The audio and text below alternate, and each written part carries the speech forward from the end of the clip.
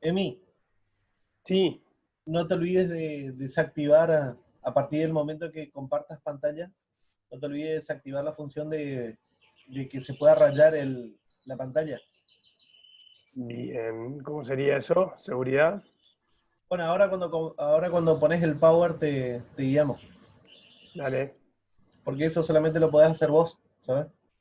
listo. Bien. ¿Dónde sería? Che, ¿o es compartiendo pantalla? ¿Crees que lo vamos ya? A partir de que pones compartir pantalla y pones el Ahí yo te power, pongo compartir pantalla. dale. Vamos a hacerlo ya.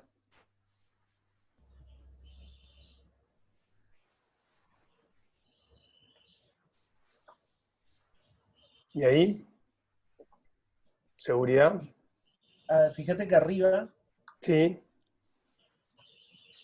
en ver opciones, bien. Sí, tenés la inhabilitar opción anotación. de deshabilitar lo que es anotar. Listo, Bien, eso perfecto. es todo. Listo, Ahora sí. listo, perfecto. Hecho. Lean, ¿estás escuchando por ahí? Se fue a Sí, sí, preparar acá mate. estoy. ¿Cómo andas, Lean? El Diego ¿Todo dice bien? para desactivar la función de que te puedan Sí, rayar. estoy buscando, pasa estoy con el iPad, en configuración. Una vez que compartís pantalla arriba en la Ah, cuando barra, compartís. Ah, dale, dale. dice Dale. más. Si querés compartir ya. Vamos a Y probar. A ver, Dieguito, ¿Qué hace, ¿comparto? papá? ¿Todo bien? Todo en orden. Dale. Ahí pongo para compartir, dale. Dale.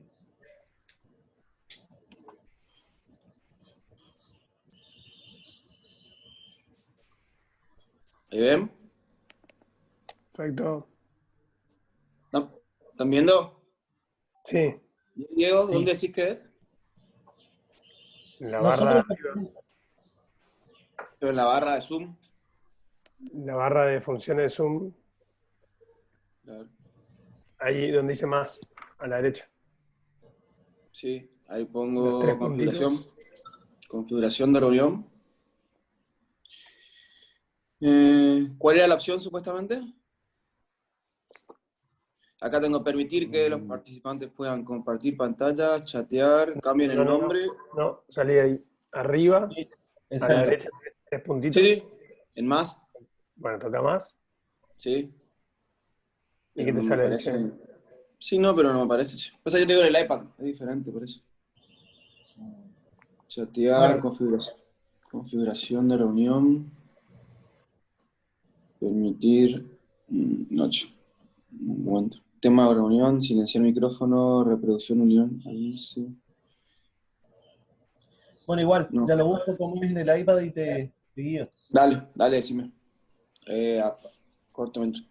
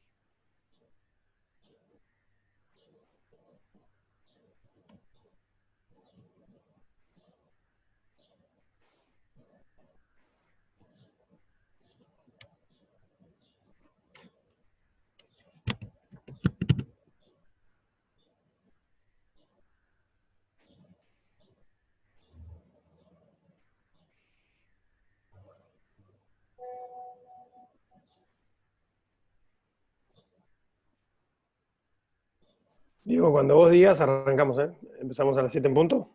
Sí, me parece bien. Hay, bueno, casi 100 participantes. Bien.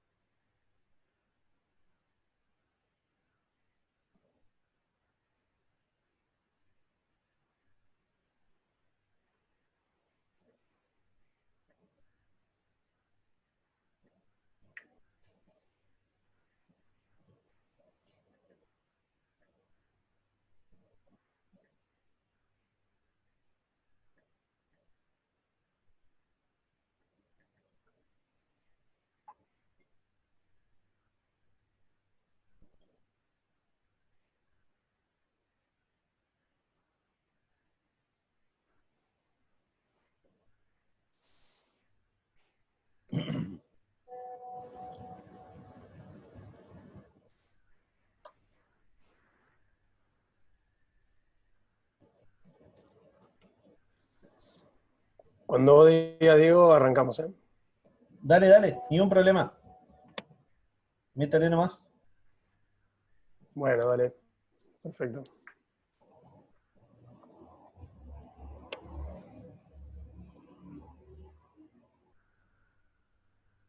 Bueno, vamos a arrancar la clase. Buenos días, chicos. Buenos días a todos.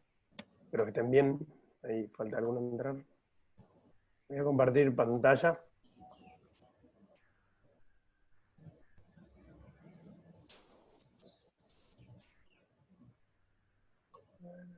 Perfecto. Bueno, buenos días, chicos. Mi nombre es Emiliano Álvarez Salinas. Soy traumatólogo, trabajo en el Sanatorio del Norte y vamos a estar hablando del manejo del politrauma en nuestra especialidad, ¿sí? En la ortopedia y traumatología. ¿Cuál es el abordaje de nuestra especialidad? Para que ustedes tengan el concepto de manejo de este tipo de casos.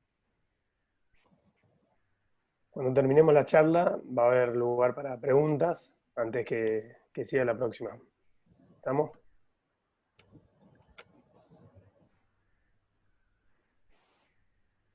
Bueno, los objetivos de la charla son hablar sobre los conceptos del politraumatismo, cómo se puede manejar este tipo de pacientes y cuál es el concepto de control de daño en ortopedia.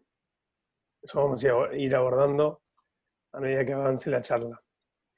El politraumatismo en general no hay un consenso sobre la definición puntual de cómo definir un politrauma, y en general se habla de lesiones de 2 o más sistemas que generan al menos una lesión que comprometa la vida del paciente.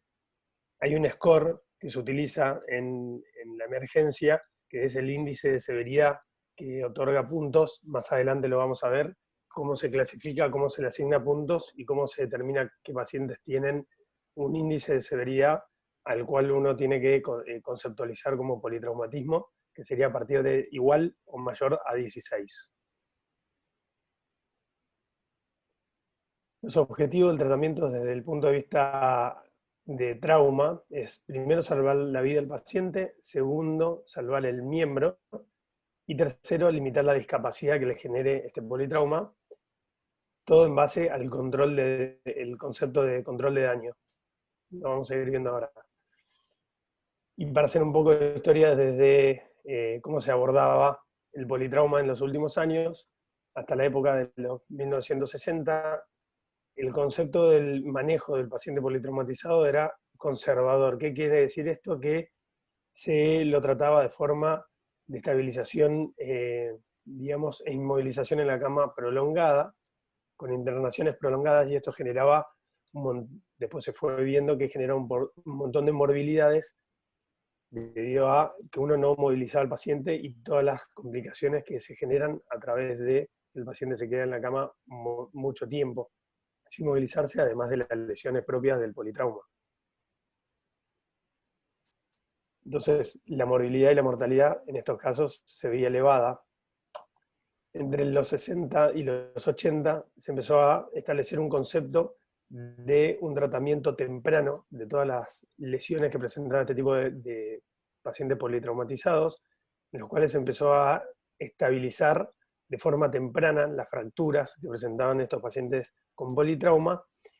Durante 20 años se empezó a observar también que este tratamiento era muy agresivo y también generaba aumento de la mortalidad y de la morbilidad en este tipo de pacientes. Y ahora les explico por qué causa.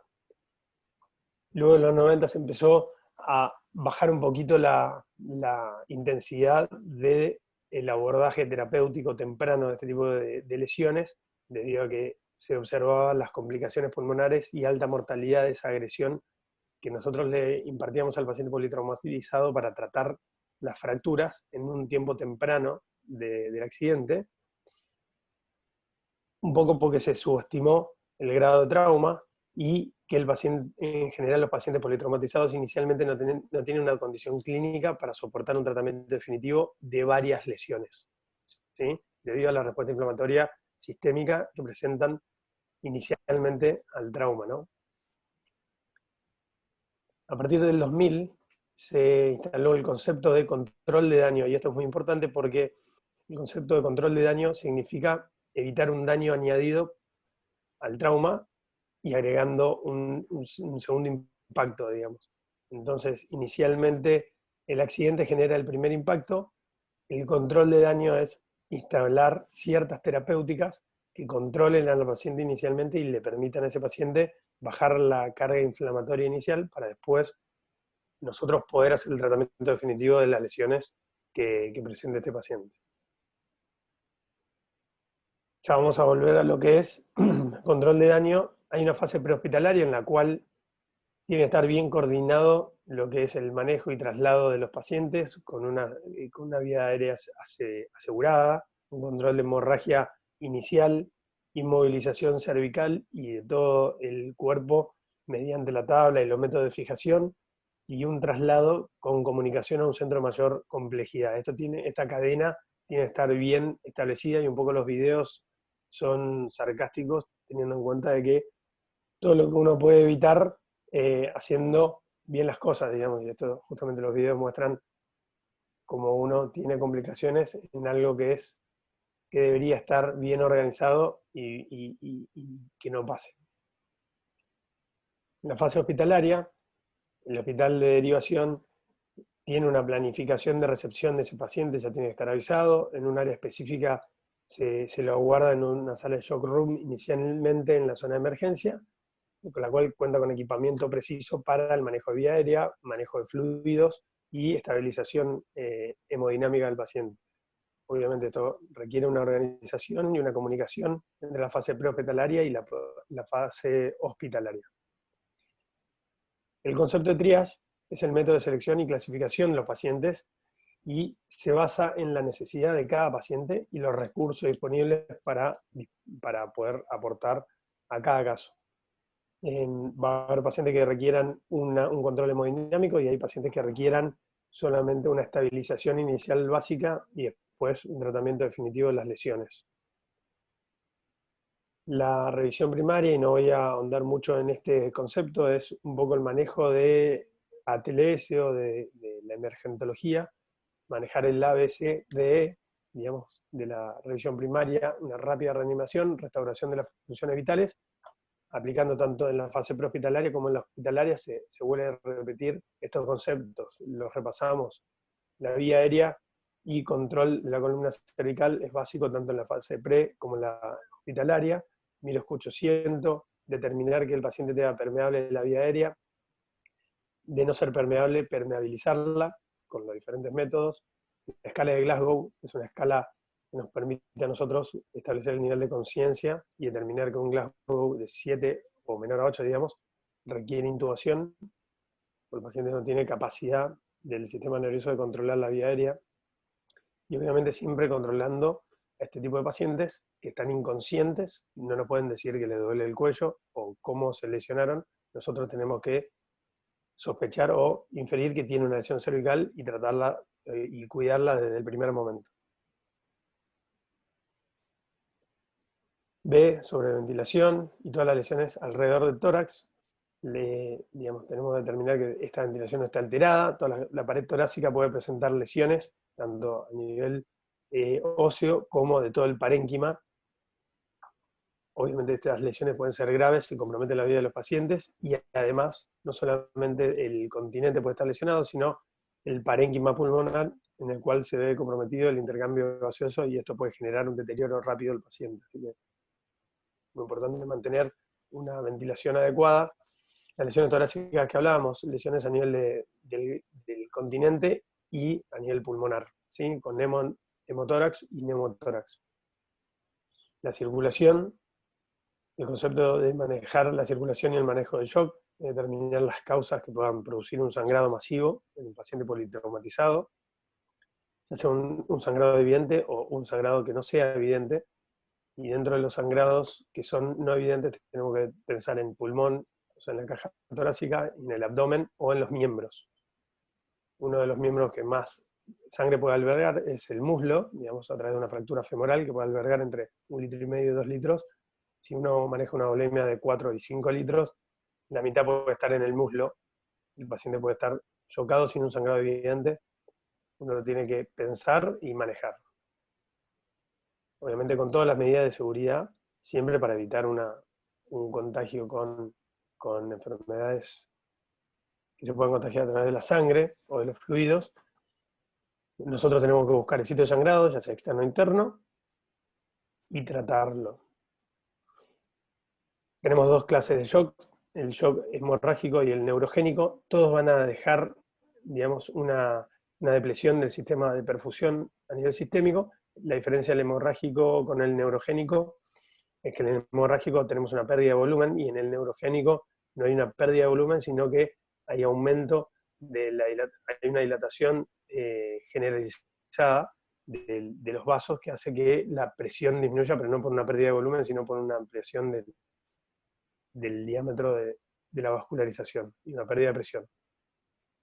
El déficit neurológico, tenemos que evaluar la conciencia y la escala de Glasgow es una de las escalas más utilizadas, rápidas, para aplicar en este tipo de politraumatizados. Y tenemos que determinar el grado de lesión medular. Eso se puede evaluar según el estado de conciencia del paciente.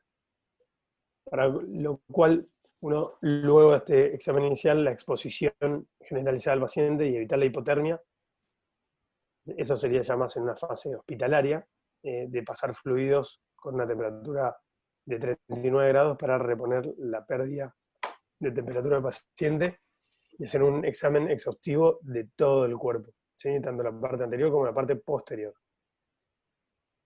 ¿Cuál es el concepto de control de daño en politraumatismo?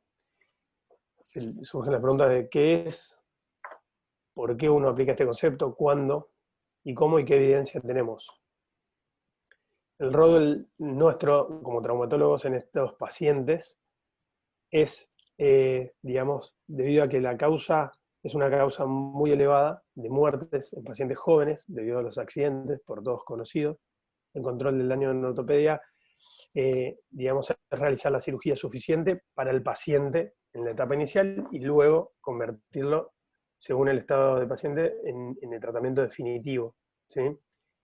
¿De qué forma estabilizar las fracturas iniciales, ya sea con tutor externo o con un clavo endomedular? Lo veremos más adelante, pero el concepto de control de daño no quiere decir directamente colocar tutores externos, sino hacer el tratamiento necesario inicial para luego terminar de consolidar todo tipo de tratamiento definitivo para las lesiones según el estado del paciente.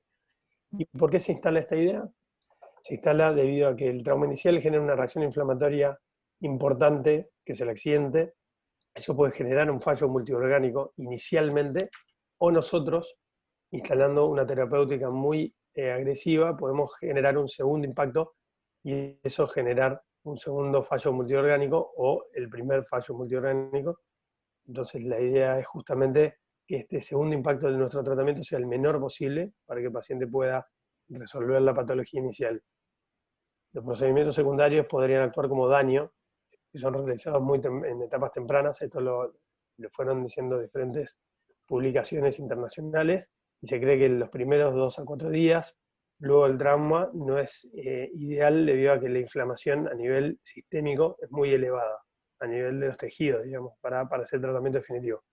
Y esto se explica mediante el elevado registro de interleuquinas en las primeras horas después de un politrauma.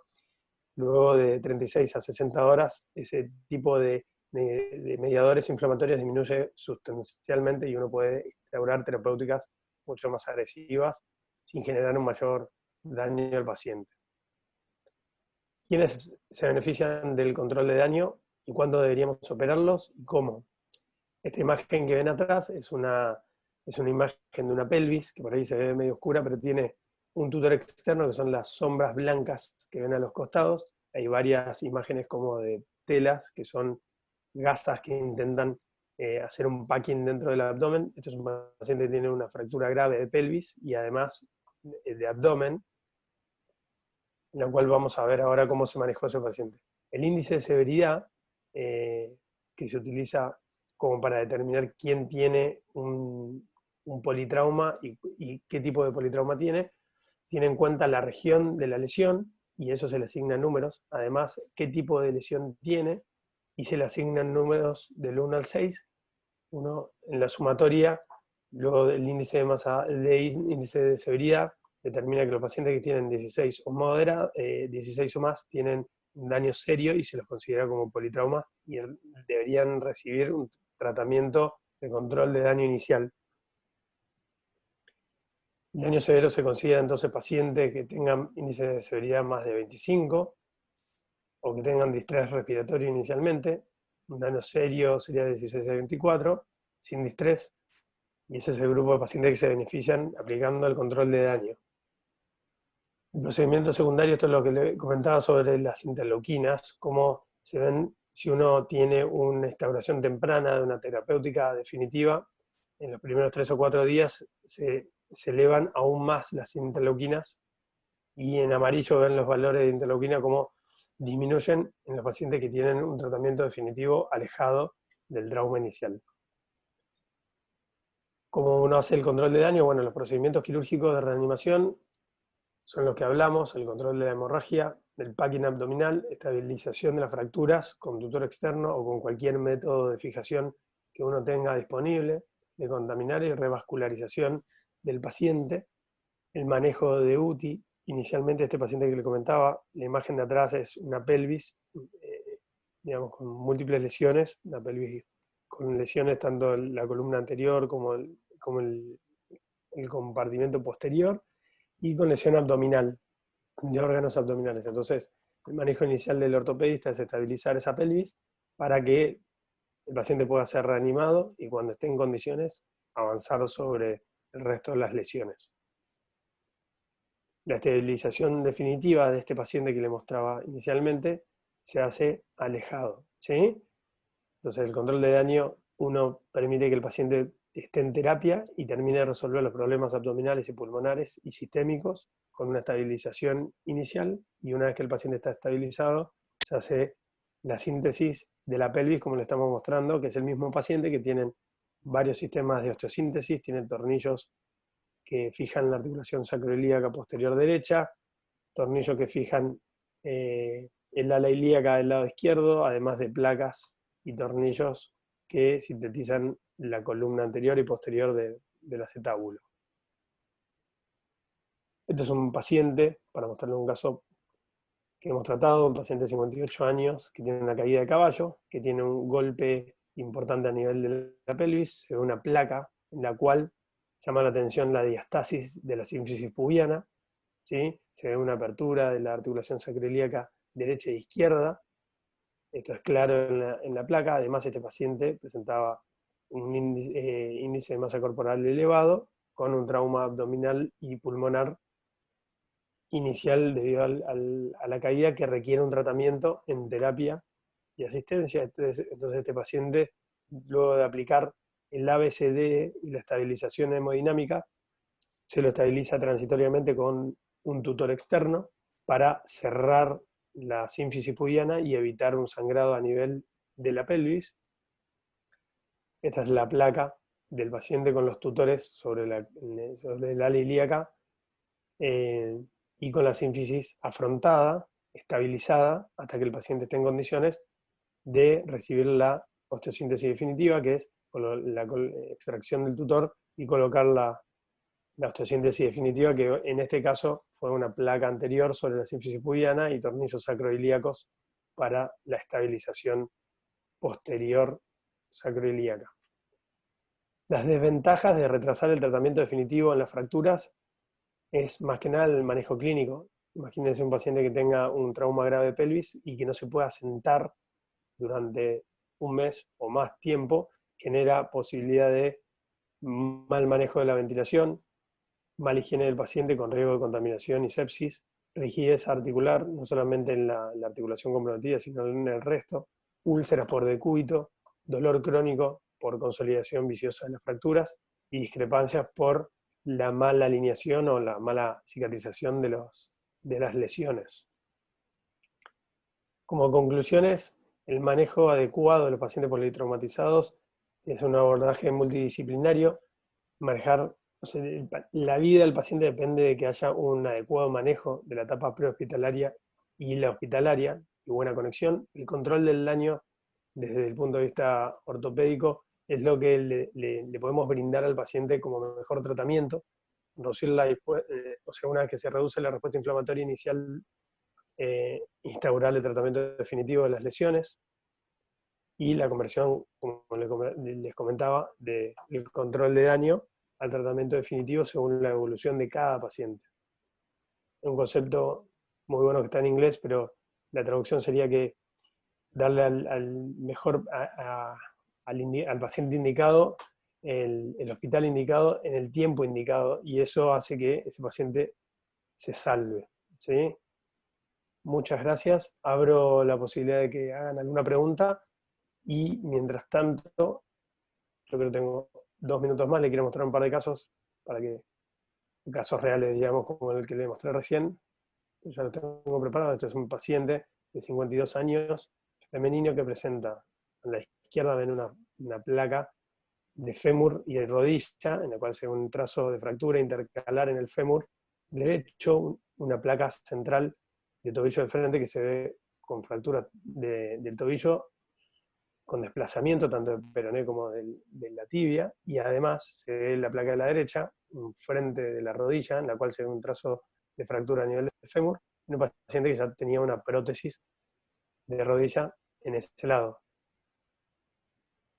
Esta paciente entonces, además estos son cortes tomográficos de la misma paciente, en la cual se ven compromiso pulmonar, se ve una costilla que está metida dentro del parénquima pulmonar, o sea que además del trauma de miembros tiene un compromiso severo a nivel torácico, y esto es lo que le queremos marcar. Uno de nuestra especialidad de fémures, pero en realidad tenemos que tratar al paciente entero, y este paciente tiene un daño grave a nivel pulmonar y torácico.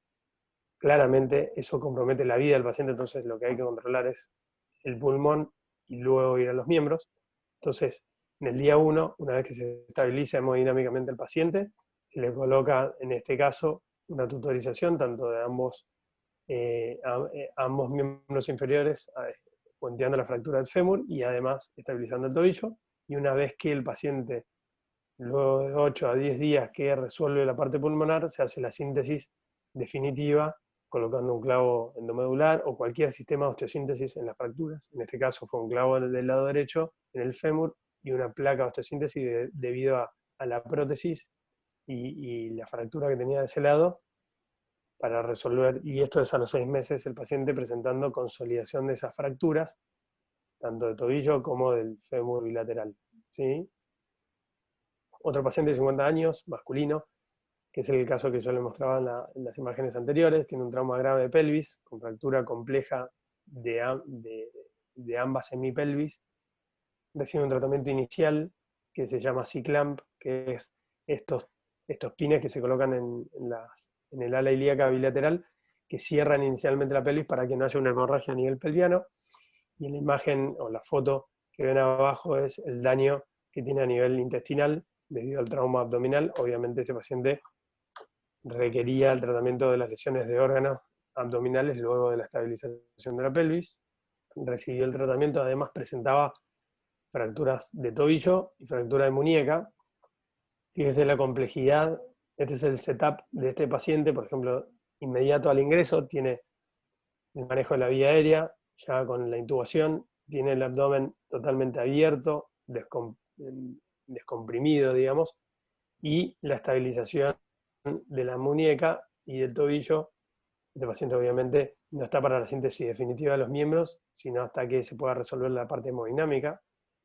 Luego de los 5 días se fija la parte posterior de la pelvis. El día 10 se hace la reconstrucción acetabular de otro tiempo quirúrgico de la parte anterior, y en ese mismo tiempo ya se cierra el abdomen, debido a que este paciente también tenía el abdomen abierto y contenido. A los 12 días se termina de resolver lo que es muñeca y tobillo, y eso sería todo. Le dejo lugar para las preguntas mientras Leandro Civeta prepara su charla.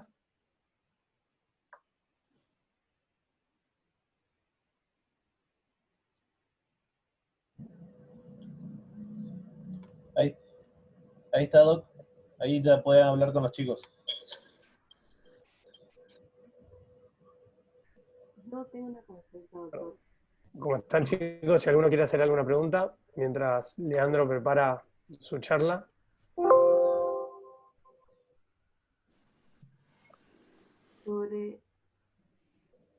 ¿Me escucha? Hola, sí, te escucho. Sobre la clasificación de los pacientes politraumatizados, Sí. no recuerdo cómo se los clasificaba. No, eso, quédate tranqui. La idea del índice de severidad, nadie se la acuerda, quédate tranquila. Para eso hay tablas que uno tiene siempre a mano para recurrir a ese tipo de clasificaciones y darle puntajes. En base a qué se clasifica, a segmento lesionado, si es una lesión de cráneo, cervical, si es tórax, si es abdomen, y uno le va agregando, dependiendo del grado de severidad de la lesión, uno le agrega puntos. ¿Tá? Y eso es un índice muy utilizado en emergencia, y en ese ámbito uno tiene la tabla a mano y dependiendo del estado del paciente uno lo va clasificando. Eso no hace falta que te lo acuerdes como la tabla completa, sino que el índice de severidad es el score por el cual uno le puede asignar objetivamente un valor a un paciente y tratarlo de forma leve o tratarlo de una forma más intensa, ¿sí? Ese es el concepto que tendrías que tener o que les tiene que quedar. Bueno, doc, muchas gracias. No, de nada. ¿Estamos, Diego? ¿Ven la pantalla? Se ve. ¿Me escuchan bien? Dale, listo. Perfecto. ¿Arranco entonces? Dale, para adelante. Bueno, hola chicos, buen día. Mi nombre es Leandro Civeta, soy médico traumatólogo, especialista en cirugía artroscópica, y bueno, vamos a dar una clase, una charla en realidad, de lo que sería traumatismo alrededor de la rodilla. Bueno, vamos a hablar entonces por un lado lo que son las fracturas de los huesos que componen la rodilla, y por otro lado, pasando a lo que son lesiones de parte blanda, vamos a hablar de lesiones meniscales y lesiones ligamentarias. Entonces, los huesos que componen la rodilla son, por un lado, el platillo tibial, que es la porción proximal de la tibia, la porción distal del fémur y la rótula. Cuando hablamos de fracturas de platillo tibial, estamos hablando en principio de fracturas intraarticulares, o sea que merecen un mayor detalle en cuanto a lo que es la reparación de las mismas, ya que forma parte en principio de una gran articulación que soporta mucha carga del peso del cuerpo. Y generalmente se producen cuando hay lesiones que generan una carga vertical con algún grado de inclinación, ya sea en varovalgo o en ante o recurvatum. Como generalidades, es más frecuente en hombres, se da, bueno, comúnmente a partir de la cuarta década. El 70% de las lesiones afectan más que nada el platillo externo, en cuanto que un 20% son el platillo interno, y en un 10% suelen ser combinadas. Este dato es importante, ya que al tratarse en lo general de lesiones de alta energía, se ven asociados casi en un 30% lesiones ligamentarias y en un 50% lesiones meniscales.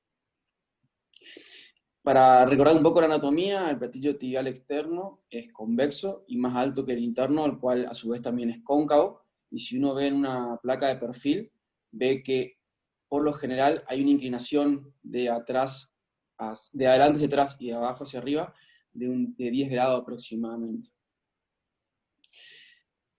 Los mecanismos por los cuales se generan estas lesiones, como le dije, una carga en el eje asociado a un valgo o un varo forzado, y es menos común por ahí los golpes directos.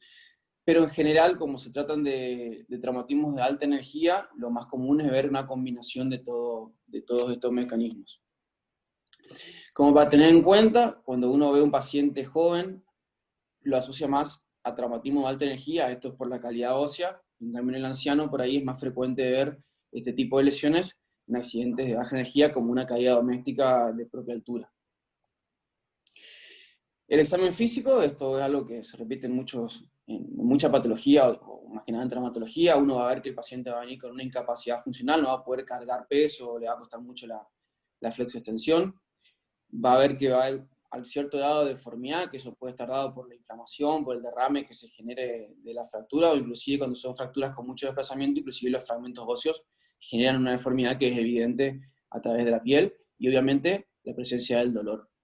En todos estos casos, como se tratan de pacientes donde uno en general sospecha de un traumatismo de alta energía, lo que tiene que tener mucho en cuenta cuando viene un paciente con la sospecha de fractura del platillo tibial es evaluar lo que es partes blandas y el estatus vasculonervioso, porque, como repito nuevamente, son traumatismos de alta energía, existe el riesgo de la presencia de síndrome compartimentales, que eso sería una urgencia traumatológica que habría que solucionarla en el momento.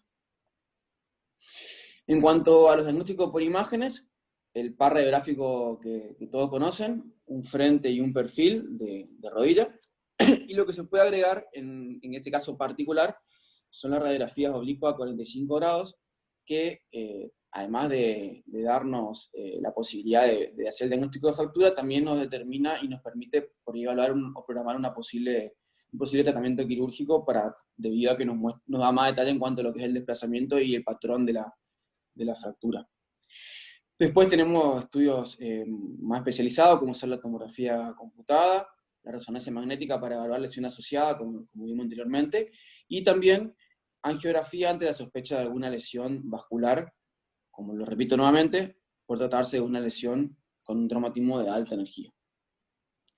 En cuanto a la clasificación más común, la que más van a escuchar, o por ahí van a ver el libro, es la clasificación de Schachter. Pero nosotros en traumatología usamos una clasificación que nos brinda mucho más detalle, que es la clasificación de la AO. Ahora le voy a explicar las dos clasificaciones. La que quiero que le den un poco más importancia a la Schachter, pero quiero también que entiendan la de la AO. Schachter clasifica en 6 estadios a la fractura del platillo tibial. El estadio 1, o Schachter 1, es una fractura que compromete el platillo tibial externo, ese dato es importante, y que es una fractura por cizallamiento. Si ustedes ven la imagen, van a ver que el trazo corre como un cizallante de arriba hacia abajo y compromete lo que es el platillo tibial externo. Frecuente en traumatismo de alta energía, pacientes jóvenes, y tiene una característica que es muy común encontrar el menisco atrapado dentro de la fractura. La Schachter 2 también es una fractura que compromete el platillo tibial externo, en la cual se ve una combinación entre lo que es un cizallamiento, como ven en la imagen, con además un hundimiento del platillo tibial. Este patrón por ahí es más frecuente en personas mayores, también asociado a fracturas de alta energía. Schachter 3 es, como también seguimos, platillo tibial externo, seguimos por el platillo tibial externo, y a diferencia de las otras dos, es un hundimiento puro, no hay cizallamiento. Y este patrón se llama frecuentemente en pacientes osteoporóticos, o sea, pacientes de mayor edad, y por ahí se lo asocia a traumatismo de menor energía que las anteriores. Schachter 4 ya es una fractura que puede ser cizallante o combinada, pero que compromete el platillo tibial interno. Esa es la principal diferencia. La Schachter 5 es una fractura que compromete a ambos platillos, es una combinación de las otras que vimos anteriormente. Y la Schachter 6 es una fractura compleja, donde además de presentar una fractura del platillo tibial, también vemos lo que se llama disociación metáfiso-diafisaria. ¿Qué significa? La diáfisis y la metáfisis están separadas por una fractura que afecta a este nivel. Esa es la característica de la Schachter 6. Acuérdense, Schachter 6, la diferencia con las otras fracturas es que hay una disociación metáfiso-diafisaria. Se dan por ahí en pacientes mayores y sí con traumatismo de alta energía. Ahora, pasando a lo que es la clasificación de la O, no se enloquezcan con esto porque es bastante complicado entenderla al principio, pero bueno, la O es una fundación que a nivel mundial se encarga de clasificar y de tratar cualquier tipo de fractura, inclusive hasta hay clasificación de la O para fracturas en veterinario. La O le determina un número a cada hueso del cuerpo, en este caso la tibia es un 4, si es la porción proximal, diafisaria o distal, le pone otro número, en este caso como es tibia proximal es 1, después le pone una letra que es en base a si es una fractura que es extraarticular, intraarticular, ahora vamos a ver bien la clasificación. Y bueno, básicamente es para que sepan que existe esta clasificación. Las fracturas tipo A son las fracturas extraarticulares, que hay varios tipos diferentes que no vienen al caso para ustedes. Las tipo B son articulares parciales, que ahí van a ver, pueden ver los patrones de Schachter. Por ejemplo, la B1 sería una Schachter 1, la B2 ya es una Schachter 3, porque ven que es un hundimiento puro, acá ven que es solamente un hundimiento puro, y la B3 sería una combinada, o sea que es una Schachter 2. Esto no se enloquezcan, después les dejo para que sepan, pero no es tan importante para que ustedes la tengan que memorizar. Y las tipo C son fracturas articulares complejas. En cuanto al tratamiento, lo que uno busca en el tratamiento de este tipo de lesiones es la rápida descompresión y preservación de los tejidos blandos, que es lo urgente, lo que hemos hablado antes, por ejemplo, en los casos de síndrome compartimentales. Después lo importante, como se trata de una articulación, es reconstruir, restituir lo mejor posible lo que es la superficie articular y los ejes del hueso. Y lograr una movilización precoz de la articulación para evitar una de las complicaciones que es la rigidez postquirúrgica o post-trauma. Entonces, por un lado, tenemos el tratamiento conservador, que lo dejamos, por ejemplo, para lesiones en las cuales uno hace una evaluación radiológica y evidencia que el escalón o el decalaje que hay a nivel articular no supera los 2 milímetros, siempre y cuando no exista tampoco una inestabilidad axial, o sea, haya una buena conservación de ejes, o en casos, por ejemplo, donde hay una osteoporosis grave o algún tipo de patología local o general que contraindique el tratamiento quirúrgico. Algo local puede ser, por ejemplo, alguna lesión vascular local o alguna gran lesión de partes blandas que nos obligue a tratar esa patología antes que la lesión ósea, y bueno, en general cualquier estado clínico general que no nos permita realizar un tratamiento quirúrgico. Esto se puede hacer, el tratamiento puede hacerse con descarga de peso con muleta, algún tipo de férula o inmovilización, o alguna tracción. El tratamiento quirúrgico, bueno, hay que determinar cuál es el mejor momento para el tratamiento quirúrgico. En cuanto a lo que hablamos recién, hay ciertos estados que determinan la mayor urgencia a la resolución. Por ahí uno no tiene que enloquecerse en reparar tan rápido el hueso sin determinar que no haya una lesión vascular o un síndrome compartimental, o que no sea una fractura abierta, donde por ahí la urgencia pasa por hacer una limpieza o toilet de la herida, o una luxación con un gran desplazamiento, donde se verían lesionados alguna estructura vascular o nerviosa, o en los casos de rodilla flotante, que son lesiones en las cuales se produce una fractura a nivel del fémur, por arriba de la rodilla, y a nivel de la tibia, por debajo, entonces la rodilla queda sin contención tanto por arriba como por abajo, o en el caso de politrauma, como explicó el doctor Álvarez Salinas. En cambio, generalmente las cirugías en estos casos se pueden hacer en forma diferida, lo que sería la osteosíntesis, por ejemplo, para resolver la fractura de tibia, siempre y cuando, como dijimos, viendo que haya una buena recuperación del tejido blando y una buena evaluación del politrauma. El manejo clásico, el tratamiento quirúrgico, es la reducción abierta de la fijación interna, que puede darse de diferentes formas, ya sea con tornillos o con placa de tornillos, que esto depende del patrón de fractura, que bueno, no es algo que ustedes tendrían que dominarlo por el momento. Otra forma de estabilizar en forma quirúrgica son los tutores externos, que es lo que explicó un poco el doctor Álvarez Salinas, donde uno lo que busca más que nada es el manejo de politrauma, donde hay algún estado general que nos contraindique algo quirúrgico. Uno puede hacer algo más rápido, como esto, que lo que nos permite es mantener más que nada el tema de lo que son los ejes. Por ahí uno no puede, con un tutor externo, lograr mejorar un escalón de más de 2 milímetros a nivel articular, pero sí permitiría que la fractura no consolide o que quede en buen eje, cosa tampoco comprimir o dañar alguna estructura vascular o nerviosa. Otra técnica que se usa para la reducción y la osteosíntesis es el acompañamiento con cirugía artroscópica. La cirugía artroscópica es un medio quirúrgico que nos permite hacer evaluaciones directas de las superficies articulares a través de una cámara. En este caso de las fracturas de fractura tibial está indicado totalmente en los Schachter tipo 1, 2 y 3, y se hace de manera selectiva en los más avanzados, debido a que tratarse de fracturas complejas, como la artroscopía se hace con agua para poder distender la articulación y poder tener una buena visión. A veces ese líquido puede salir de la articulación y comprometer compartimentos de la pierna, provocando algún síndrome compartimental. La ventaja que nos da, como le dije, es visualizar en forma directa, y a su vez, acuérdense que hay un alto índice también de lesiones meniscales asociadas, las cuales también pueden resolverse en el mismo acto quirúrgico.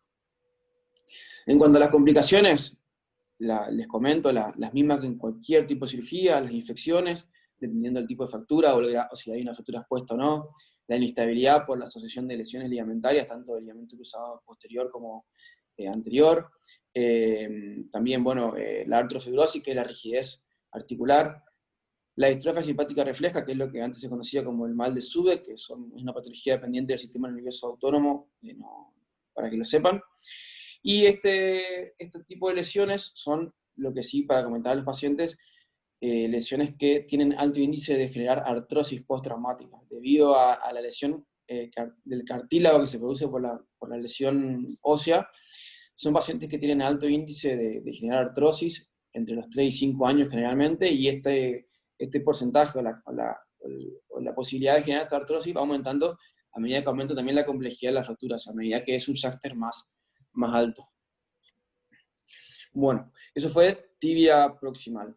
Ahora vamos a ver algo de fémur distal. El fémur distal fractura de fémur distal son todas fracturas que comprometen los 15 centímetros distales del fémur. Está asociado casi siempre a la alta energía y comprende el 7% de todas las lesiones o fracturas de lo que es el fémur. Siempre, como son fracturas de muy alta energía, hay que sospechar alguna lesión asociada. Examen físico, lo mismo que hablamos hoy, la misma metodología. En cuanto a la clasificación, a nivel de fémur se clasifica a través de la O también. En este caso, el fémur es número 3, no 4 como la tibia. Como es el segmento distal, es 3-3. Les marco ahí, ven acá, 3-3 porque es tibia distal. Y bueno, las A son fracturas extraarticulares o supracondilias. Las tipo B son parciales articulares o unicondilias, se compromete un cóndilo. Y las C son fracturas más complejas donde se comprometen ambos cóndilos. El tratamiento, la verdad que es raro que se trate de forma incruenta, son casos muy particulares. Generalmente se trata en forma quirúrgica, y siempre lo que nos determina uno u otro tratamiento es la condición básicamente clínica del paciente. Pasando a lo que son fracturas de rótula, son fracturas de baja incidencia en realidad. Si bien no hay una etapa etaria donde se la ve más frecuentemente, se dice que alrededor de la cuarta década es donde más lesiones de rótula uno ve. Es difícil que se la vea, que sean abiertas, pero bueno, en estos casos se asocian a lesiones de alta energía o fracturas comminutas o en casos de politraumas graves. Lo más frecuente de ver en estas fracturas es cuando se da por un trauma directo. Sobre todo en accidente de tránsito, se da más que nada en los acompañantes contra el salpicadero. El salpicadero del auto es la cajuelita donde guardan los papeles, generalmente, que va al lado derecho del acompañante. En un accidente de alta energía, donde la rodilla se encuentra en flexión, golpea la rodilla contra el salpicadero y eso actúa como fulcro que termina fracturando la rótula, que ahora les van a entender un poquito más en la siguiente filmina, en la próxima, perdón. La rótula tiene una doble función: por un lado, transmitir la fuerza entre el cuádriceps y el tendón patelar, y actuar como un brazo de palanca para una mejor función de la rodilla. Si usted ve la rodilla en extensión, van a ver que la rótula tiene por un lado una tensión hacia arriba, que está por el tendón del cuádriceps, y una tensión hacia abajo, que está por el tendón rotuliano. En cambio, cuando uno está en flexión, por eso les explicaba el tema del accidente de auto, van a ver que estas fuerzas, en vez de ir para arriba, van para atrás. Y a su vez, por detrás de la rótula, tiene una fuerza hacia adelante, dada por el extremo distal del fémur, lo que hace que cuando hay un trauma directo, esta fuerza se dirige hacia acá, y eso genera una lesión a una fractura de tipo transversal. Puede darse por mecanismo directo, una caída con un golpe, o el accidente de auto, o en el mecanismo indirecto, en los cuales hay una gran tensión hacia arriba y hacia abajo por los tendones tanto cuadricipital como rotuliano, que genera una lesión o algún tipo de saltador. Es menos frecuente, pero también se ven esas lesiones asociadas a esos mecanismos. En cuanto a la clasificación, la realidad es que se clasifica en base al patrón de la fractura. Pueden tener una fractura transversal sin desplazamiento, una transversal desplazada, pueden ver un patrón con minuto o un minuto desplazado, trazos verticales, alguna lesión que compromete también cartílago, que son lesiones osteocondrales, o este patrón donde se produce una avulsión o arrancamiento del tendón rotuliano, que se lleva un fragmento tanto óseo como de cartílago. Y después, como en todo vuestro cuerpo, también hay la clasificación de la O, para que lo sepan, no vamos a tener mucho en esto, igual les van a quedar después las imágenes si quieren profundizar un poquito más. Y en cuanto a la evaluación, bueno, un paciente, más que nada, preguntarle cómo fue el accidente, qué estaba haciendo, fue un accidente, un trauma directo, estaba saltando, estaba levantando pesas, cuál fue el mecanismo. Un examen físico donde ustedes van a ver que el paciente no va a poder hacer la extensión de la rodilla, en casos donde hay gran compromiso óseo. Y bueno, y luego las imágenes donde una radiografía de frente de perfil nos va a dar el diagnóstico. En cuanto al tratamiento, tenemos dos opciones, como siempre: un tratamiento conservador, en el cual uno puede dejarlo para fracturas verticales. Si ustedes se imaginan hacer un trazo vertical, como la fuerza de tracción corre en forma vertical, generalmente no corre riesgo de desplazarse, por lo cual puede tratarse con algún tipo de inmovilización durante 4 o 6 semanas, lo mismo que en lesiones periféricas que no están desplazadas, o algunas con minutas sin desplazamiento, o inclusive también algunas transversales, donde no haya desplazamiento. El tratamiento quirúrgico se deja más que nada en fracturas donde hay un compromiso de la función patelar, que se puede hacer mediante reducción a diartificación interna, mediante lo que se conoce como hemipatelectomía, que es una resección parcial de la rótula, o una patelectomía, que es una resección completa de la rótula.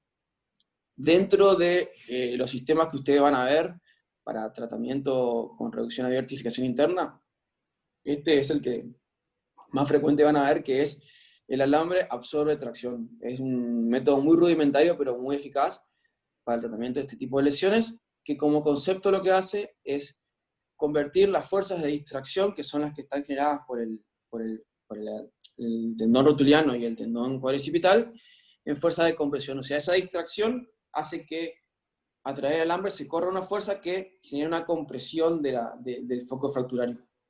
Este tipo de osteosíntesis está indicada sobre todo en fracturas transversales, y lo que tiene bueno es que permite una rápida movilización del miembro y una disminución en cuanto a lo que es la pérdida de la movilidad. Hay diferentes configuraciones, como para que tengan en cuenta, con tornillos, bueno, pero la función es la misma. La hemipatelectomía, que es la resección parcial de la rótula, está por ahí indicada en fracturas comminutas, por ejemplo, el polo distal, donde uno no puede hacer ningún tipo de reparación, se retiran los fragmentos comminutos y se hace un reanclaje del tendón rotuliano al fragmento sano rotuliano. Y la patelectomía, que es la resección total de la rótula, es cuando ya hay una gran combinación donde uno considera que es muy difícil hacer la reparación. Se deja para pacientes por ahí más añosos, pero bueno, tiene de malo que produce una pérdida del rango de movilidad, también disminuye la fuerza, y no es lo más cómodo para el paciente. En cuanto a las complicaciones, como siempre, infecciones, pérdida de la fijación, o sea que se desarme el sistema de absorbe tracción, la rigidez articular, que eso por ahí un poco lo combate uno con la rápida movilidad, la artrosis postraumática por el compromiso del cartílago rotuliano, la pseudoartrosis, que es la falta de consolidación de la rótula, que no es tan frecuente, y este punto que son las molestias por el material, que generalmente el absorbe tracción es muy molesto, por eso en la mayoría de los casos, si no es casi siempre, se termina retirando una vez que cumple su función de consolidación ósea. Eso fue en cuanto a lo que hablamos de fracturas. Ahora vamos a pasar a lesiones de partes blandas, comenzando con las lesiones meniscales. Ustedes pueden ver en la filmina, el lado izquierdo, un esquema de cómo son los meniscos vistos de arriba, y el lado derecho, un esquema anatómico. Van a ver que el menisco, para esto hay una mnemotecnia que la deben conocer en anatomía, que es el menisco externo es como una O o una C cerrada, y el menisco, acá ven, y el menisco interno es como una C abierta. ¿Estamos o no? Perdón, el interno es como una C abierta.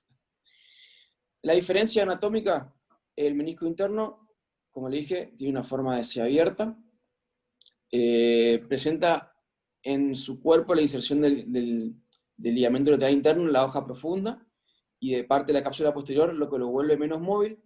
Esta característica hace que sea el menisco que tiene mayor riesgo de lastimarse. Cuando uno produce el mecanismo de lesión, que es una torsión con pie fijo o algún tipo de bloqueo de la articulación, el menisco que más se ha afectado al interno por lo general, justamente por esta característica, porque es más móvil, y eso permite que al generarse una compresión se lastime más fácilmente que el externo. Es de mayor tamaño en comparación con el externo, es más delgado en la periferia y el cuerpo es más angosto. El externo, por el contrario, es una forma de C cerrada o de O, de menor tamaño, es más grueso en la periferia y es más móvil, lo que, al contrario del interno, le permite por ahí, en los mecanismos de torsiones, acompañar a la torsión y no generar lesiones por enganche. El cuerpo es más ancho.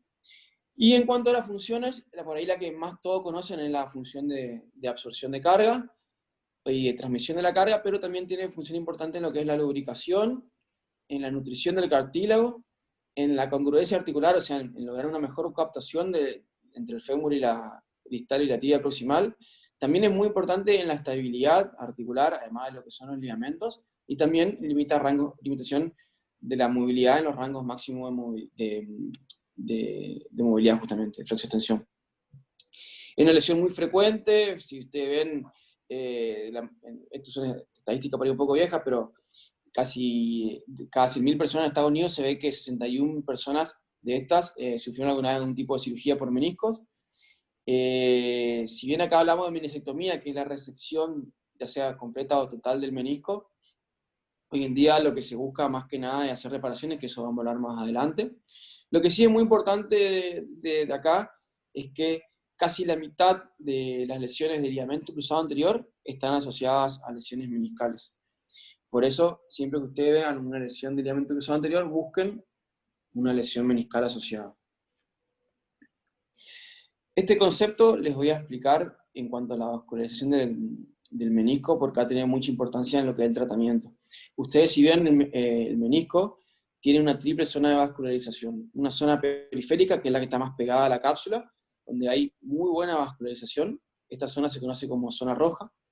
Una zona intermedia, donde van a ver que la vascularización ya disminuye un poco a comparación de lo que es la zona periférica, que es la zona roja-blanca, y una zona más periférica, donde la vascularización es muy pobre. ¿Estamos o no? Esta zona se conoce como zona blanca, y esto tiene mucha importancia en el tipo de tratamiento que uno va a elegir cuando presenta las lesiones, que más adelante les voy a explicar.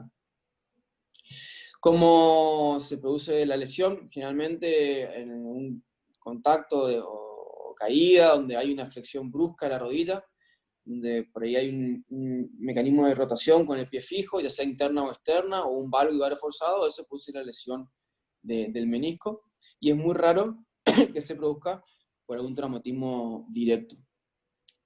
En cuanto a la clasificación, básicamente la clasificación en realidad lo que nos muestra son los patrones de lesiones que hay. Hay diferentes configuraciones de lesiones, puede verse lesiones como roturas verticales o longitudinales. Esta lesión es una lesión muy conocida que es en asa de balde, donde es como una vertical más larga, donde este fragmento dicen que es como la manija de un balde que se termina metiendo en el intercóndilo y produciendo bloqueos articulares, es muy incapacitante. También, bueno, pueden tener roturas horizontales, o también conocidas como hoja de libro, lesiones radiales o lesiones en pico de pato. Bueno, es para que sepan los diferentes patrones que van a poder encontrarse dentro de una lesión meniscal. Por lo general, en pacientes jóvenes, las lesiones son más traumáticas justamente por la calidad del menisco. El menisco es un menisco de buena calidad, que es raro que se rompa si no es por algún trauma, ya sea de baja, mediana o alta energía. En este tipo de lesiones el patrón más común son las lesiones longitudinales o las radiales.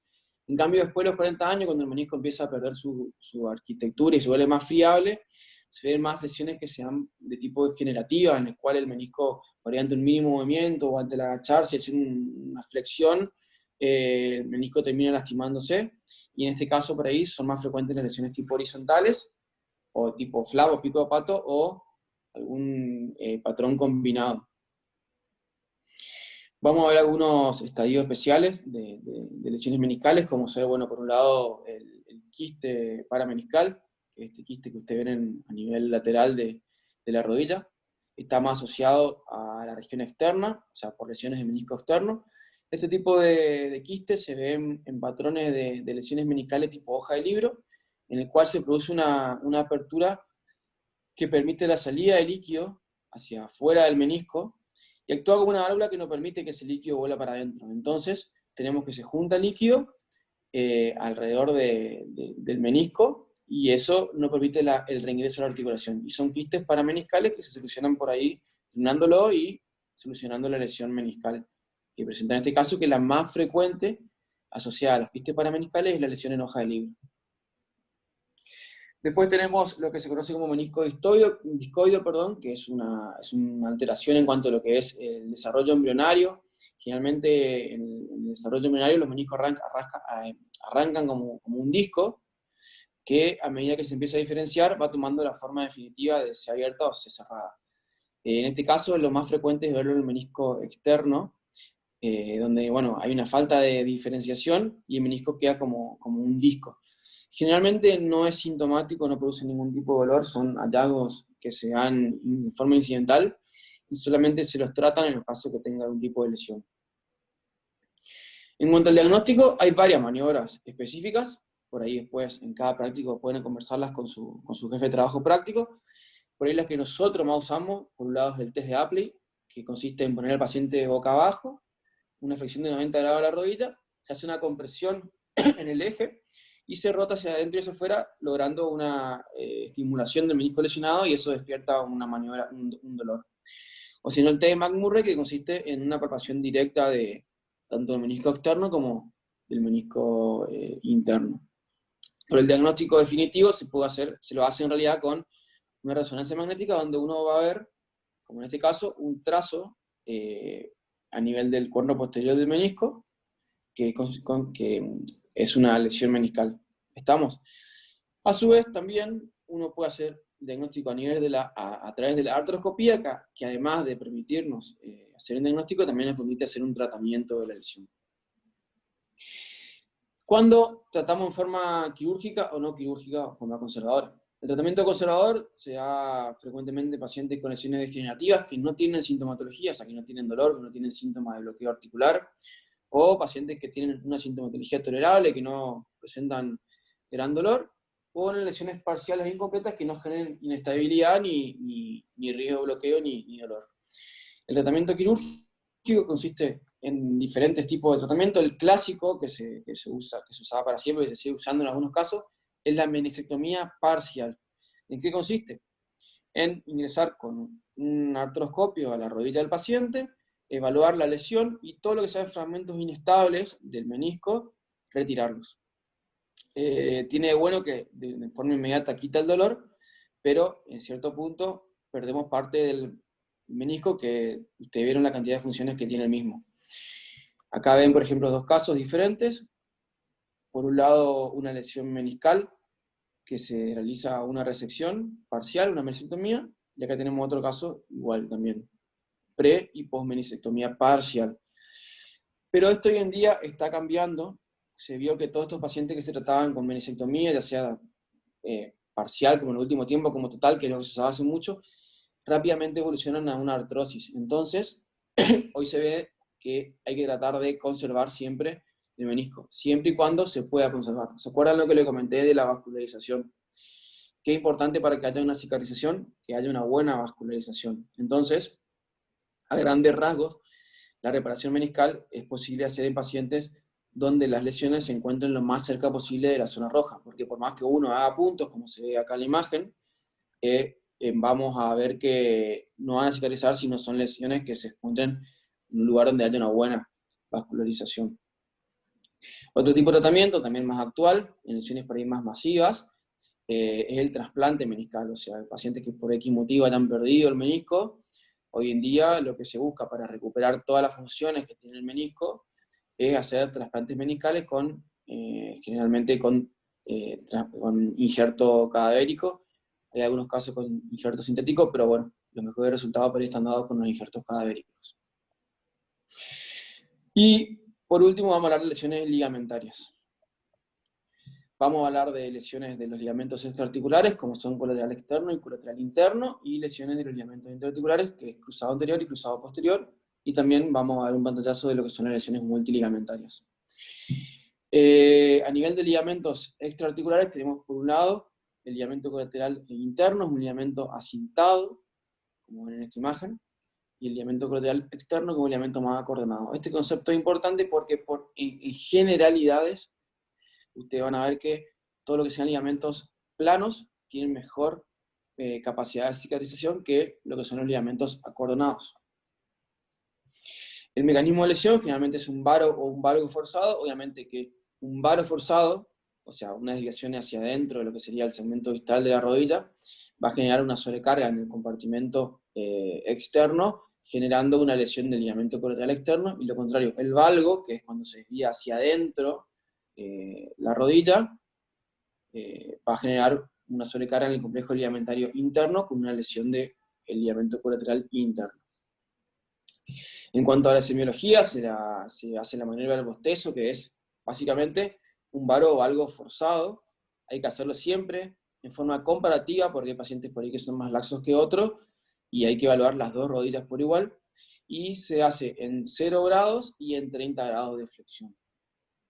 En cuanto a las imágenes, uno puede hacer radiografías con estrés, que es como hacer la maniobra del bostezo, donde va a ver la apertura o no del compartimento donde se encuentra la lesión. Acuérdense siempre hacer una forma comparativa, pero el diagnóstico directo de la visualización de la lesión se hace con resonancia magnética. Esto es a rasgos generales, no es siempre así ni tampoco la regla, pero por lo general las lesiones del ligamento colateral interno se pueden manejar en forma incruenta, con una inmovilización, porque acuérdense que es un ligamento acintado, que tiene buen poder de cicatrización. En cambio, las lesiones del ligamento colateral externo tienden a ser más comúnmente el tratamiento quirúrgico por justamente el más pobre poder de cicatrización que poseen los ligamentos acordonados. Hablando del ligamento cruzado anterior, es un ligamento interarticular que forma parte del pivote central de la rodilla, que tiene la función de evitar lo que es el desplazamiento de la tibia hacia adelante en relación con el fémur, y a su vez también tiene una función muy importante en la estabilidad rotacional de la articulación. Es una lesión muy, muy común de ver, sobre todo en deportes de contacto, donde se produce un mecanismo de valgo y rotación interna o una hiperextensión, y eso genera la ruptura o lesión de este ligamento. En cuanto a la semiología, hay varias maniobras. Tenemos por un lado la maniobra del Latchman, la maniobra del cajón anterior, que consiste en, bueno, un paciente acostado en la camilla, una rodilla en 90 grados, y se remeda la función del ligamento cruzado anterior, se tira hacia adelante la tibia, y uno observa que no hay un freno al desplazamiento anterior. La maniobra del Latchman, que tiene el mismo concepto, pero se hace con la rodilla en 30 a 45 grados de flexión, se lleva hacia atrás el fémur y hacia adelante la tibia, y eso lo que se ve es que en los ligamentos sanos, uno al hacer este movimiento va a sentir como un tope, así como si fuese un tope neto, que es cuando el ligamento está funcionando. En cambio, cuando uno ve que el ligamento está roto, la tibia corre sin ningún freno. Y como se acuerdan que le dije que también tiene una función muy importante en cuanto a lo que es la parte rotacional, esta maniobra es la maniobra del pivot shift, es una maniobra medio compleja de explicarla sin mostrarla, pero básicamente lo que evalúa es la capacidad de estabilidad rotacional que tiene el ligamento cruzado anterior. En cuanto a imágenes, vamos a ver, bueno, imágenes por resonancia magnética.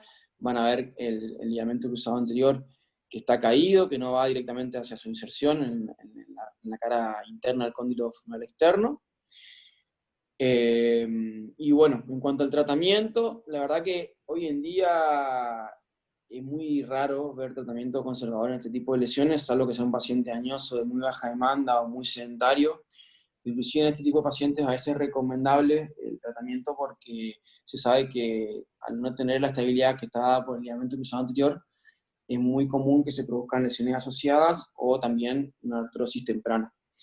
Y el tratamiento quirúrgico consiste en hacer una reconstrucción mediante técnica artroscópica. Acá vemos algunas imágenes. Bueno, esto es el artroscopio, se ingresa a través de un portal de rodilla. Esto es una vez que se limpia todo el remanente del ligamento cruzado anterior, que vendría a estar acá. Esto es una rodilla derecha, vista de frente. Este es el espacio donde se inserta el ligamento cruzado anterior. Esto se limpia con un aparato especial que se llama shaver. Este es el ligamento cruzado posterior. Acá se están haciendo, bueno, los túneles para colocar el ligamento en la zona donde estaba anteriormente. Y este es el ligamento cruzado anterior nuevo que se coloca. Y este es el posterior que queda tapado. Esto se puede hacer con diferentes injertos, que después, cuando termine la clase, pueden hacer las preguntas que quieran. Pasando al ligamento cruzado posterior, su incidencia en cuanto a lesiones es mucho menor que con el ligamento cruzado anterior, y generalmente también tiende a operarse en mucho menor porcentaje que el ligamento cruzado anterior. Al contrario de lo que es el ligamento cruzado anterior, la función es evitar la traslación posterior de la tibia sobre el fémur. Generalmente se dan en traumatismo de muy alta energía, por ejemplo, en traumatismo directo, como por ejemplo en accidentes de auto, muy parecido a lo que pasa en la rótula. Ese mecanismo lo que hace es chocar la tibia y desplazarla hacia posterior, y eso termina lastimando el ligamento cruzado posterior o en algún tipo de caída con la rodilla en flexión. En cuanto a la semiología, se puede hacer un cajón posterior, o sea, lo contrario a lo que se hacía con el cajón anterior, el ligamento cruzado anterior.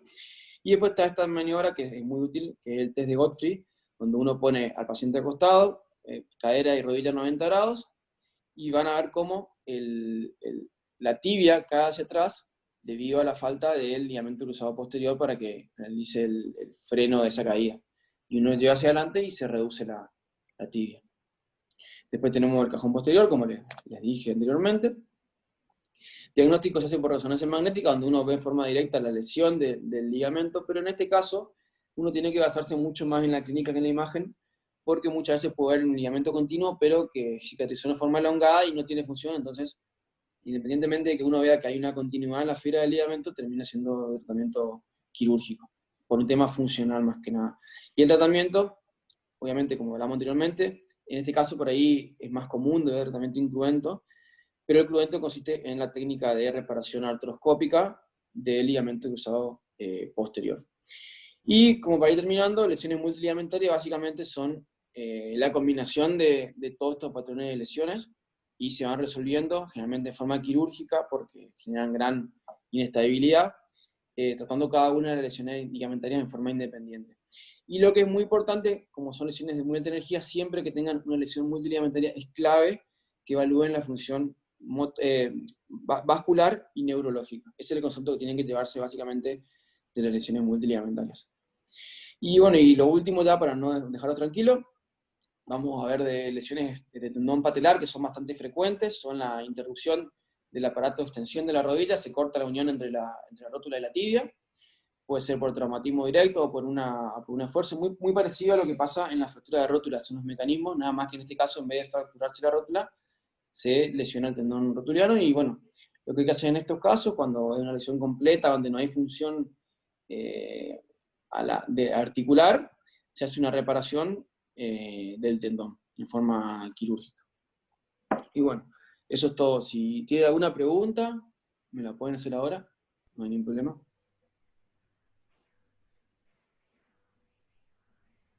Ahí está, Doc, Bien, súper. para que puedan hablar con usted. ¿Taco? Le quería hacer una consulta. ¿Podría Sí, repetir el mecanismo traumático de las lesiones de ligamento cruzado anterior, por favor? Dale, vamos a vuelta, les muestro para que vean, para que quede claro. ¿Están compartiendo todavía, Diego, no? Sí. Dale. Bueno, ahí ven, es típico, primero que nada, pie fijo. El pie queda fijo, se produce un valgo, son unas desviaciones hacia afuera de la rodilla, como ven acá, y una rotación interna generalmente. Esa rotación lo que hace es traccionar del ligamento y lo termina lesionando. Y otro mecanismo menos frecuente es el de la hiperextensión, que es como se rompió Ibrahimovic en su momento, que es un caso conocido. ¿Está? Sí, Doc, fantástico, muchas gracias. No, de nada. Bien, dejo de compartir, Diego. Buen día. ¿Le Sí. puedo hacer otra pregunta? La misma pregunta, pero con respecto a los colaterales. Usted había dicho una para cada uno y no me quedó claro. Bien. ¿Ustedes se acuerdan? Me imagino que en los prácticos vieron lo que son los mecanismos de varo-valgo, ¿no es cierto? ¿Entienden? ¿Saben lo que es el varo y el valgo de las articulaciones? Porque ese concepto es básico para que entiendan. Bueno, les explico. El varo-valgo es una actitud que toman las articulaciones, en el cual, si imagínense que esto es una rodilla, del lado derecho sería, si uno evalúa el varo o valgo de la rodilla, lo que tiene que evaluar es el segmento distal, o sea, en este caso la tibia. ¿Me van siguiendo o no? Si la tibia se desvía hacia afuera, eso es un valgo. ¿Estamos o no? Si la tibia se desvía hacia adentro, es un varo. Entonces, cuando uno tiene un varo forzado, lo que se genera es una tracción en todo el complejo ligamentario externo, lo que produciría una lesión del ligamento colateral externo. Al contrario, si uno produce un valgo forzado, sobrecarga y rompe el ligamento colateral interno. ¿Está o no? Pero tienen que tener en claro el concepto de varo-valgo, si no es como que no lo van a entender mucho, pero es algo muy básico. O sea, básicamente es la tracción que genera. Si entienden lo que es varo-valgo, no tienen que memorizarse cuál se rompe. Obviamente que si hay un valgo, un varo donde la rodilla, el varo básicamente es el chueco, o sea, la rodilla, la tibia hacia adentro, y eso sobrecarga todo el complejo externo. ¿Me entendés o no? Es difícil, podría explicarles sin verlos, pero si tienen el concepto de varo-valgo, van a entender bien eso. Sí, me quedó mucho más claro. Gracias. Dale. Ahí al no tener ese concepto no lo entendés, pero es básicamente eso. Es muy sencillo, o sea, ustedes tienen que ver cuál es la función de cada ligamento. Cuando uno sobreexige esa función, lo termina lesionando. Y las maniobras para comprobar la lesión o no de esos ligamentos es probar si está funcionando el ligamento. Entonces, el ligamento cruzado anterior evita que la tibia vaya hacia adelante. Entonces, cualquier mecanismo que sobrecargue el ligamento, como el que expliqué recién, rompe el ligamento, y cuando uno prueba la función del ligamento, el ligamento no funciona porque está roto. Lo mismo pasa con los ligamentos, tanto el cruzado posterior o los ligamentos colaterales. ¿Está? Sí, Doc, perfecto. Una pregunta técnica más que nada. Le quería consultar con respecto a cuando se rompe el ligamento cruzado anterior. Por ejemplo, en el libro nombraba que por ahí se hacen algunos injertos de partes de rótula o de otros ligamentos. ¿Eso cómo se hace? O sea, ¿se quita, se coloca ahí y se deja...? Eso es lo que le pasó medio por alto, pero bueno, les explico.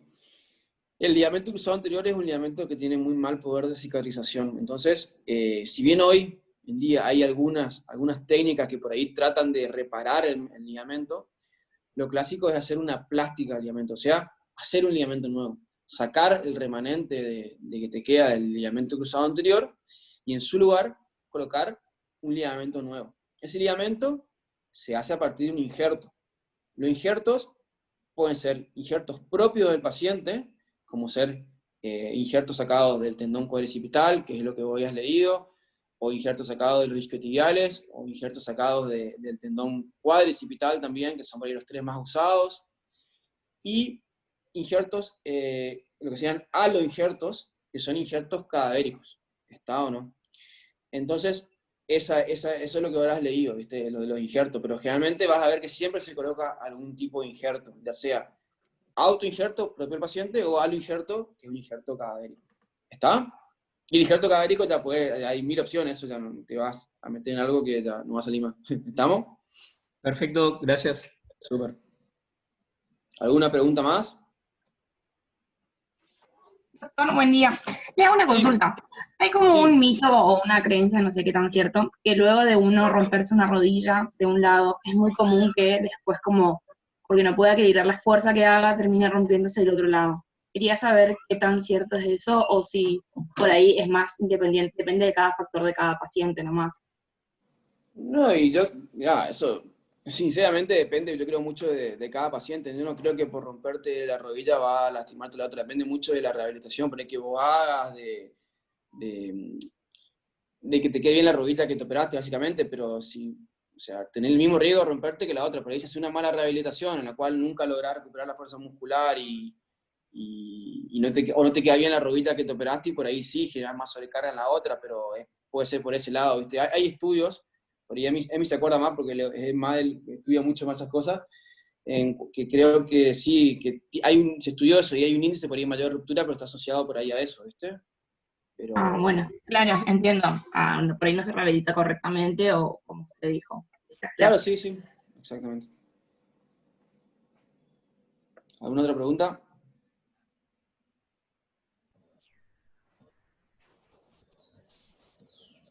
Parece que no, Doc.